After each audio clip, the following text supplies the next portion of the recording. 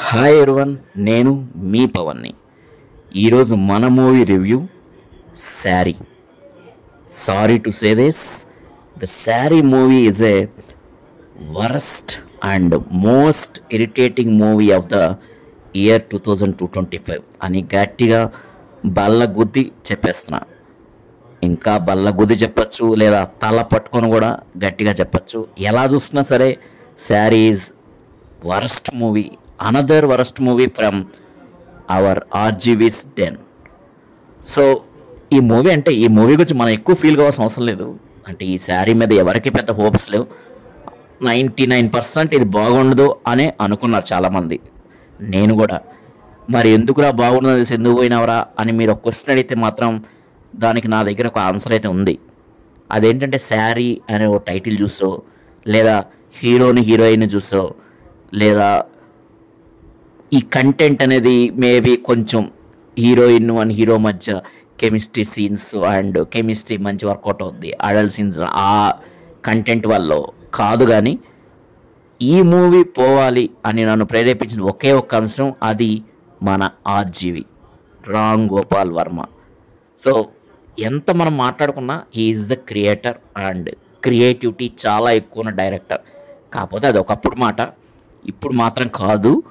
So ప్రతిసారి ప్రతి movie చూసి ఆర్జీవిది ఇంతకంటే ఏం దిగజారుతాడులే అనుకున్న ప్రతిసారి ఇంకో 2 ముట్లయితే దిగజారుతున్నాడు మన ఆర్జీవి గారు.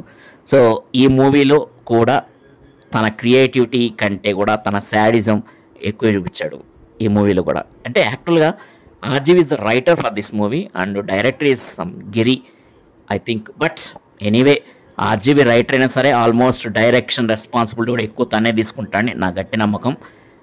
సో కాబట్టి ఈ మూవీ మీరేం థియేటర్ పోయి చూడాల్సిన అవసరం అయితే లేదు. అంత గొప్ప సినిమా కాదు, ఇంకా ఎక్కువ మాట్లాడితే పెద్ద కళాఖండం, నెత్తిన వేసుకుని బాదుకునే కళాఖండం యాక్చువల్గా. సో సింపుల్గా ఒక మెసేజ్, సోషల్ ఇన్ఫ్లుయెన్స్లు మెయిన్గా అమ్మాయిలు కొన్ని విషయాల్లో సోషల్ ఇన్ఫ్లుయెన్స్గా మేబీ ఇన్స్టాగ్రామ్, ఫేస్బుక్ వీటి వల్ల కావచ్చు, కొన్ని విషయాలు ఎలా ట్రాప్ అవుతున్నారు వాళ్ళ తెలియకుండానే, ఎలా బాధలు పడుతున్నారు, దీని నుంచి ఎలా తప్పించుకోవాలనే ఒక మెసేజ్. దీన్ని చాలా పద్ధతిగా చాలా ఎఫెక్టివ్ కూడా చెప్పచ్చు, బట్ దీన్ని అంతకంటే వరస్ట్గా కూడా చెప్పొచ్చు అని మన ఆర్జీవి మళ్ళీ నిరూపించాడు తన రైటింగ్ తోటి. సో అంత ఇరిటేటింగ్ ఉంటుందండి మూవీ. 2 hours 50 minutes ఉన్నా సరే మనకి ఇందిరా బాబు ఈ టార్చర్ అనిపిస్తుంది. ఏ ఒక్క సీన్ కూడా మనకు అంత ఎంగేజింగ్ అనిపించదు. First of all movie standards ప్రకారం ఏది చూసినా సరే డైరెక్షన్ పరంగా కానీ లేదా విజువల్స్ పరంగా కానీ ఆ స్టాండర్డ్స్ అయితే లేవు. అండ్ రకరకాల ఫీలింగ్స్ కూడా వస్తాయి. మూవీ ఓన్లీ మ్యూజిక్ చూస్తే ఏదో ఒక హర్రర్ మూవీకి మ్యూజిక్ కొట్టినట్టు కొట్టారు. అండ్ అదే హీరోయిన్ సంబంధించి సీన్స్ ఇవన్నీ చూస్తే ఏదో ఒక adult movie, be grade movie లాగా అనిపిస్తుంది. హీరో బిహేవియర్, హీరో క్యారెక్టర్ చూస్తే ఇది ఒక సైకో థ్రిల్లర్ అనిపిస్తుంది. ఇలా రకరకాల ఫీలింగ్స్ వస్తాయి మనకి.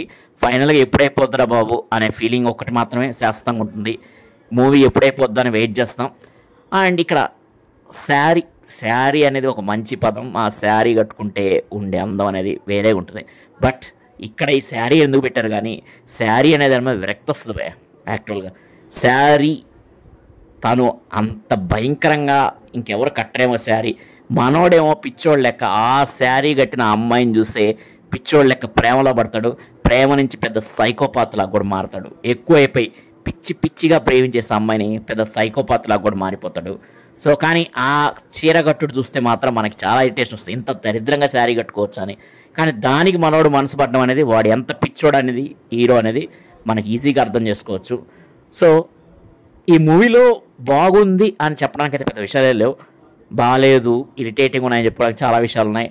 ఫస్ట్ ఆఫ్ ఆల్ సాంగ్స్ ఊరికే వస్తుంటాయి, ఏదో పెద్ద అవసరమైన సాంగ్స్ వస్తున్నాయి. కానీ ఆ సాంగ్స్లో నాకు మ్యూజిక్ అనేది ఓవర్ లిమిట్లో ఉంటుంది అండ్ ఓవర్ బోర్డింగ్లో ఉంటుంది అండ్ లిరిక్స్ అసలు అర్థం కావు. కానీ కేవలం ఆ సాంగ్స్ దేనికోసం పెట్టారంటే హీరోయిన్ ఎక్స్పోజింగ్ కోసం. ఆ హీరోయిన్ ఎక్స్పోజింగ్ కోసం సాంగ్స్ మాత్రం ఉన్నాయి, అంతేగాని ఎటువంటి కంటెంట్కి, సిచ్యువేషన్కి దేనికి సంబంధం లేదు. అండ్ హీరో ఓకే ఉన్నంతలో బాగానే చేశాడు, బట్ అంత అవసరం లేదనిపిస్తుంది మనకి. ఆ సైకోపాత్ యాక్షన్, సైకోథల్ యాక్షన్ రామ్ గోపాల్ మనకు కొత్త కాదు, అండ్ ఆర్జీవి సినిమాలో మనకి కొత్త కాదు చూడడం అనేది. కానీ కంటెంట్ లేదు భయ. ఆ కంటెంట్ మంచి మెసేజ్ చూపించాలి కంటెంట్స్ కూడా కొంచెం నాశనం చేశాడనే ఒక బాధ అయితే ఉంది.